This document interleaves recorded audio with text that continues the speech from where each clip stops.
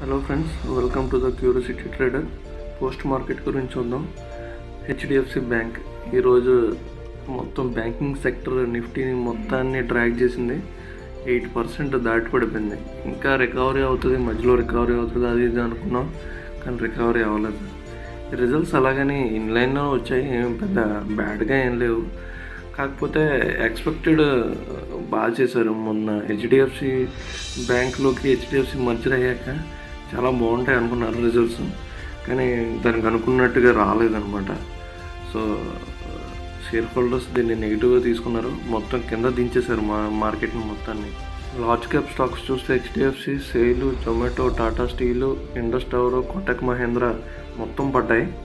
Mid cap stocks చూస్తే Vodafone, City Union, NALCO, Ramco Cements, Godrej, RBL Bank ఇవి పడ్డాయి.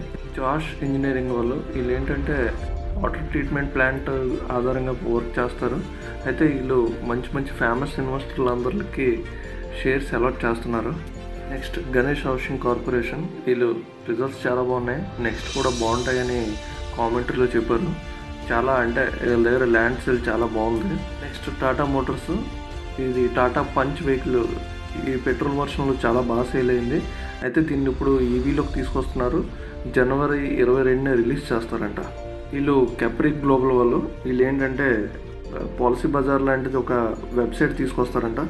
దానికి తోడు జనవరి 27న వీళ్ళు మీటింగ్ ఏర్పాటు చేసుకొని bonus issue, stock spilt, fund rise ఈ అన్నిటి మీద డెసిషన్ తీసుకుంటానంటున్నారు. ఫ్రెండ్స్, నా ఛానల్ని లైక్ అండ్ సబ్స్క్రైబ్ చేయండి ఫ్రెండ్స్, మరిన్ని వీడియోస్ పెడతాను.